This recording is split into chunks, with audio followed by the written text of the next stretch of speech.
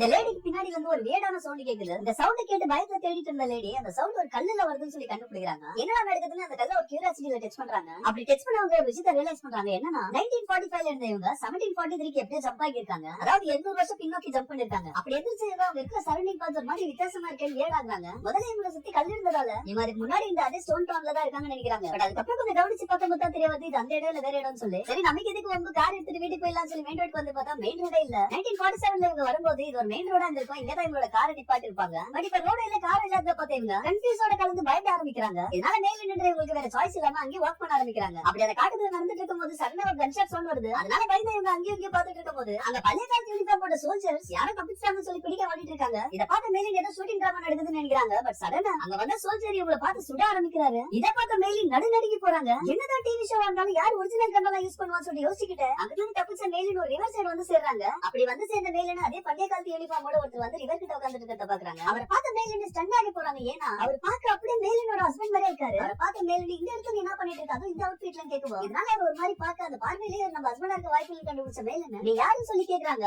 இதை கேட்ட அவரும் 8 டிராகன் குதிரைப்படையோட அலைநகர்ல இருந்து என்னோட பேர் ரேங்க்னு சொல்றாரு. இதை கேட்ட மேலின் உடனே பயப்பட ஆரம்பிக்கிறாங்க. எதுக்காகனா இவரோட ஹிஸ்டரிய பத்தி மேலினோட ஹஸ்பண்ட் ஆல்ரெடி சொல்லிருப்பாரு. இந்த ரேங்க் என்கிறவர் 1700ஸ்ல ரொம்பவே கொடூரமான ஆபீசரா இருந்திருக்காரு. இதெல்லாம் கேட்ட மேலின்க்கு இவர்தான் அந்த நபர் தான் டைம் டிராவல் பண்ணி ரொம்ப தூரம் வந்திருக்கிறத புரிஞ்சுக்கிறாங்க. புரிஞ்சுக்கிட்டாங்க தான் எப்படியா சப்ஸ்டிலாம் நினைக்கும் போது அந்த ரேங்க் என்ற ஆபீசர் எப்படியும் வந்து பிடிச்சிடறாரு. அப்படி பிடிச்ச அவரோட கண்ணு அவங்க போட்டுட்டு இருக்க வித்தியாசமான ட்ரெஸ்லயும் அழகா இருக்க முகத்தை பார்த்த ரேங்க் அவங்க கிட்ட தப்பா நடந்துக்க முயற்சி பண்றாரு. பட் அதே நேரத்துல இன்னொரு நபர் வந்து மேலினை காப்பாத்துறாரு. காப்பாத்தி அவங்க கிட்ட எப்படியோ தப்பிச்சு மேலின அவங்களோட கேங் கிட்ட கூட்டிட்டு போறாரு. அந்த இடத்துல இவங்களோட கேங் ஒவ்வொருத்தரும் பாக்குறதுக்கே ஒரு மாதிரி பயங்கரமா இருக்காங்க. இதனால முதல்ல மேலின் பயந்தாலும் அவங்களோட அவுட்லுக் இருக்கிற மாதிரி அவங்களோட குணம் இல்லாத புரிஞ்சுக்கிறாங்க. அது மட்டும் இல்லாம ராண்டி இவங்க கிட்ட தப்பா நடந்துக்க முயற்சி பண்ணதால இவங்க ரொம்பவே கைண்டா இருக்காங்க. இவங்க யாருன்னு பாத்தீங்கன்னா இவங்க ஆக்சுவலா ஸ்காட்டிஷ் போராளிங்க. அந்த ரெட் சோல்ஜர்ஸ் எதிர்த்து சண்டை போட்டுட்டு இருக்காங்க. முதல்ல மேலின பார்த்து ஸ்பையா இருக்கலாம் டவுட் பட்ட அந்த ஸ்காட்டிஷ் போராளிகளோட தலைவர் 2-3 क्वेश्चन கேட்டு அதுக்கான ஆன்சர் கிடைச்சதோ அதுலயே இவருக்கு தெரிஞ்சது இவங்க இன்னோசென்ட். அதனால மேலின் கிட்ட நீங்க சேஃபா இருக்க தோணுச்சுனா இங்க இரு அப்படின்னு அவங்களோட வெப்பன் சொல்லிட்டு போயிடுறாரு. அந்த இடத்துல ஒரு நபர் ஜேமின் இருக்காரு. அவரோட கையெழும்பு இடம் மாதிரி இருக்குதுன்னு அதை இழுத்து உட்கார வைக்கிறோன்ற பேர்ல ஒடிச்சிட்டு இருக்கிறத பார்த்த மேலின் அவருக்கு உதவி செய்யறன்னு முன்னாடி வராங்க. ஆக்சுவலா மேலின் ஒரு நர்ஸ் தான். பட் அங்க இருக்க யாருமே நம்பாத சந்தேகத்தோட பாத்துட்டு இருக்கும்போது மேலின் ஒரு வித்தியாசமான டெக்னிக்கை பயன்படுத்தி கொஞ்ச நேரத்துல ஜேமியோட அன்லக்கிட்டட் அவங்க கரெக்டா உட்கார வைக்கிறாங்க. அடுத்த செகண்ட் ஜேமி அங்க இருக்கிறவங்களுக்கு கொஞ்சம் கூட வலிக்கலன்னு சொல்றாரு.